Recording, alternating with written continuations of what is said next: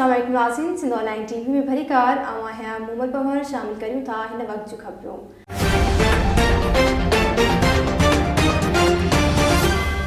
नाज़रीन, Sindhri बरसां basic health Khan साहब दीन मोहम्मद जोनेजो पारां 28 February ते थींदड़ पोलियो मुहिम के हवाले से बेस्ट हेल्थ सेंटर खान साहब दीन मोहम्मद जोनेजो में लेडी हेल्थ वर्करन और डॉक्टरन पारां गडियल पोलियो मुहिम की आगाही बाबत जागरूकता रैली कढी वई, जंहिंजो इफ्तिताह यूनियन काउंसिल सिंधड़ी के चेयरमैन पारां एक बार के पोलियो का बचाव जा फुड़ा प्यारे कयो।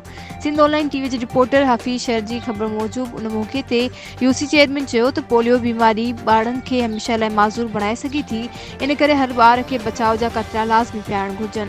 जॾहिं ते रैली में गाली बली जोनेजो, रियाज़ अली जोनेजो, डॉक्टर तहसीन कुरैशी, यूसी एमओ डॉक्टर नक्तुराम ॿियनि ॻोठाणनि समेत शहरनि शिरकत कई। हाई स्कूल अॻियां डॉक्टरनि और वर्करनि खिताब कंदे चयो त वालिदैन के पंहिंजे ॿारनि के पोलियो खां बचाव जा फुड़ा पियारण घुर्जन।